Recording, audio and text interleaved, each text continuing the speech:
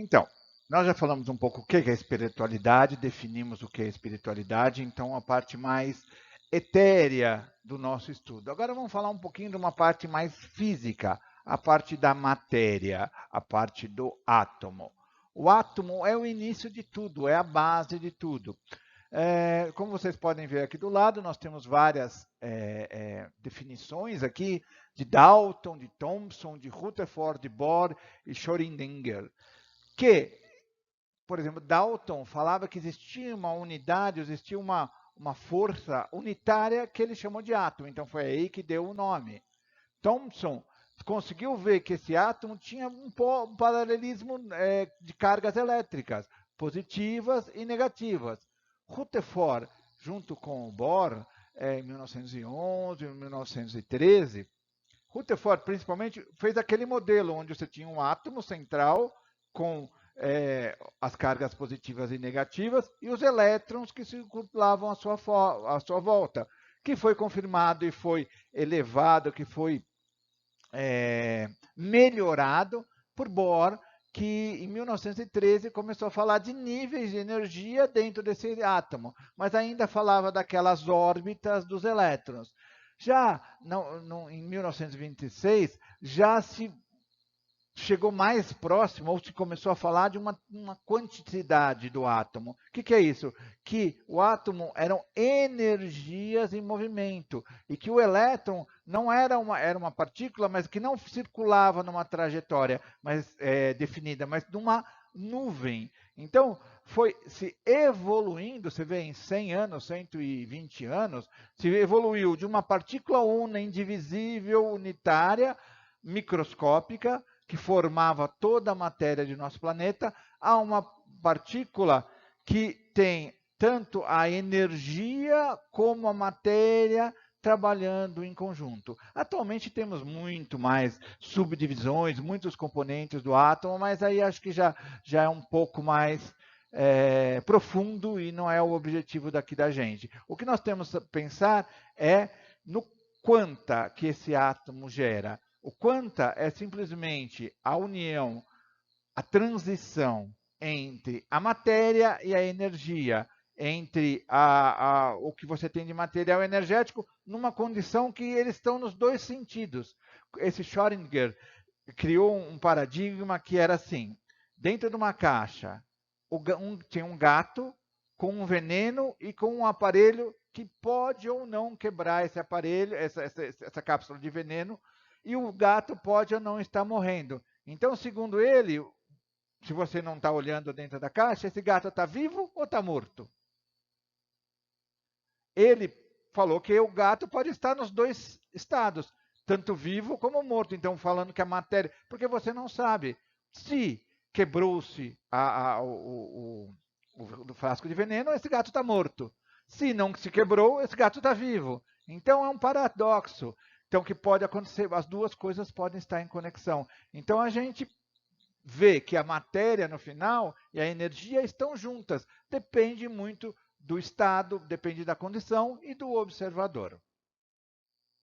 Aí então, aqui o que a gente tem, uma tabela periódica, todo mundo já deve ter visto, quem não viu, esses daqui são os vários átomos que a gente tem, de vários componentes que se tem da estrutura aqui no nosso planeta. Então, nós temos aqui desde o hidrogênio, até o urânio, até os gases nobres, os metais nobres, temos todos os componentes que nós temos aqui divididos e organizados pelo seu número atômico, quer dizer, pelo seu peso, vamos dizer assim, pela quantidade de prótons, elétrons e nêutrons, pela sua condição. Então, temos os metais, temos os gases, tem toda uma divisão que eu até não me lembro tão bem mais tudo isso. Eu sei que esses são os compostos mais complexos e a combinação todos esses compostos, todas essas átomos, eles levam, as moléculas levam à formação da matéria. Nos foi informado algumas vezes que não existem só esses existem muito mais tipos de átomos, compostos químicos, tá? Nessa tabela periódica, a tabela periódica é muito maior. É que a gente ainda não tem a capacidade de descobrir alguns que nós temos e outros ainda que nós não tivemos contato pela nossa condição de evolução. Então, esse é o modelo clássico de Rutherford, certo? Que é onde você tem um núcleo composto por prótons e nêutrons e os elétrons girando em volta em órbitas. Então, cada órbita representa uma circulação de energia e esse é o movimento, a representação do átomo a nível quântico, onde o elétron passa por uma região onde vamos dizer assim, uma nuvem que ele forma onde ele passa. Então, nesse processo aqui, se você pensar, a maior parte é vazio. Aqui, nesse processo, você tem a maior parte sendo preenchido por uma nuvem. Alguma hora vai ter uma matéria, na maior parte das vezes vai ter a energia. Então, isso que é a grande diferença do modelo antigo para o modelo que representa melhor. E é através desse modelo que a gente pode entender um pouco mais, que a gente pode até traçar evoluções, entender a parte espiritual, entender medicina, entender toda essa parte que o pessoal fala de quântica. Você tem uma espiritualidade quântica, você tem uma medicina quântica, você tem um monte de coisa, uma física quântica, tudo isso falando baseado nesse modelo aqui.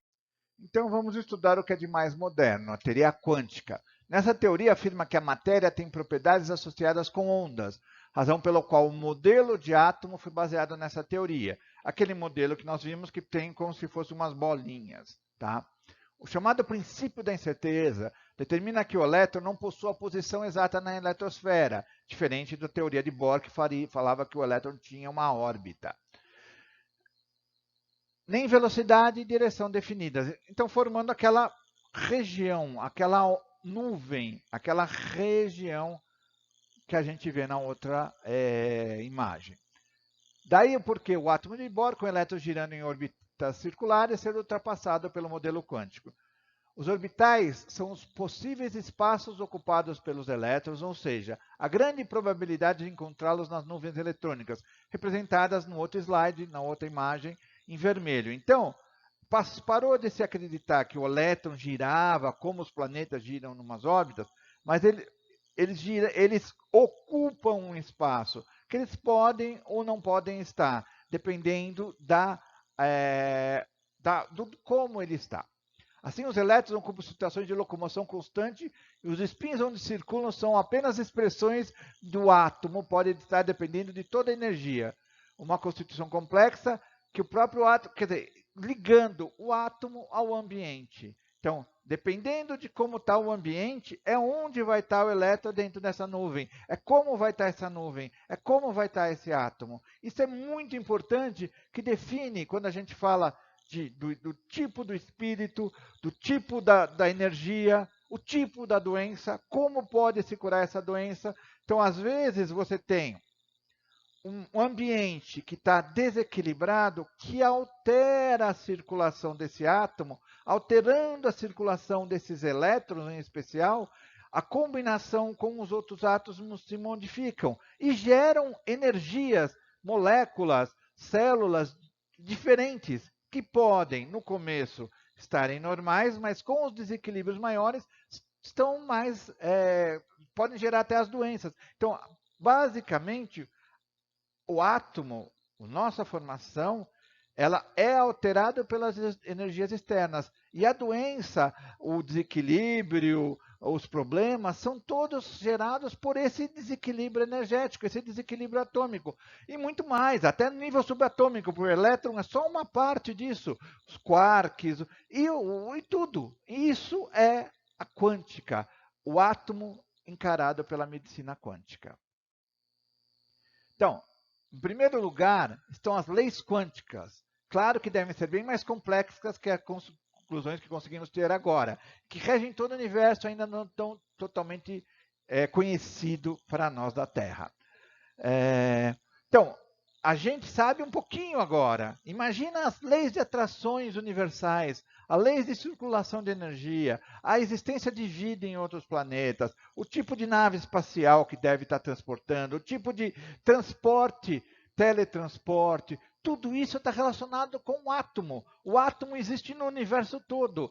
Esses tipos de átomos que nós temos aqui da Terra são os mais básicos, mas existem no universo todo. Então, essa é a base de todos os seres, de todas as energias, de todos os planetas, de tudo. Então, essa é a base. E se relacionando dessa forma energética de matéria e energia em conjunto, alterando, modificando e se interrelacionando. Os elétrons em suas regiões posicionais, ou os spins, formam as ligações através da comunicação de produção de perda de energia, sincronizadas à situação de ação das partículas nucleares, que, dependendo de sua densidade, tornam as ligações mais ou menos concretas e precisas. Então, se você tem um elétron, por exemplo, H, hidrogênio, ligado com 2 oxigênios, dependendo de como é essa relação entre os átomos de hidrogênio e de oxigênio, dependendo de como está a densidade dessas nuvens de elétrons, você vai ter diferentes formações da água. Então, se você tem um elétron bem denso, bem conciso e muito próximo um do outro, com uma nuvem, com um spin, com uma condição de passagem mais densa, ele vai estar sólido, ele vai estar como gelo. Se você essa condição desse spin é mais alargado, a integração entre as moléculas é mais solta, ele vai estar fluídico. Ou se você tem ele bem amplo, bem solto, bem aberto, ele vai estar gasoso. Então, são essas inter-relações entre os átomos, seus spins, seus elétrons, suas partículas subatômicas, que dão forma à matéria. Dando essa forma, você vai ter a matéria, vai ter a energia formada em volta, certo? E essa energia alterando e modificando. Mesma coisa, a gente vê quando se fala, o pessoal estuda o espírito, o corpo, tal. Você tem 3 tipos de energia. Vamos lá, sólido, líquido e gasoso. Vamos comparar com a água. O espírito, o perispírito e a matéria densa humana. Cada um vai ter o mesmo átomo em diferentes combinações energéticas, mais ou menos densas, com elementos mais ou menos simples que se manifestam em diferentes formas e estruturas. Claro que sem esquecer o relativismo da matéria, dado em especial pelo observador e como ele posiciona na observação do fenômeno. Então você vai ter, a física quântica mostrou que o átomo ele é passível de modificação pela energia. Então, dependendo do tipo de energia com que ele se relaciona, ele vai se mostrar de um jeito. Sólido, líquido, gasoso, espírito, perispírito, corpo material, corpo denso, tudo formado pela mesma coisa. Mas claro que na física quântica, lembra que eu falei do paradigma do gato? Depende de quem está observando. Se eu não estou observando, se eu não consigo ver, pode estar em qualquer desses estados. Aquela matéria pode ser o espírito, pode ter dentro daquela caixa um espírito, um perispírito, um corpo, ou, na verdade, as 3 coisas em conjunto, certo? Então, se você observar de um jeito, você vai ver o espírito. Se você observar de outro jeito, você vai ver aquela aura que recobre o indivíduo, que é o perispírito. Ou se você olhar com nossos olhos normais, você vai ver o corpo. Então, são tudo átomos, os mesmos átomos em todo o universo que se combinam de maneiras diferentes e que são observados de maneiras diferentes. Então, isso é o princípio da espiritualidade. É material, é energético em conjunto. Então, você vai ver que aqui, ó, um átomo mais simples, os átomos mais complexos, com mais spins, com mais... você vê que quanto mais simples, quanto mais, vamos dizer assim, primitivo, é mais denso a coisa. Então você vê aqui, ó, um átomo de hidrogênio que só tem elétrons na camada K, certo? Porque eles chamaram as várias camadas, várias situações aqui dos elétrons, que são os orbitais, eles vão estar assim, ó. Se tiver só aqui nessa primeira camada, vai ser bem denso. Conforme vai aumentando o número de camadas, aumentando a complexidade, ela vai ficando mais rápido, mais ralo.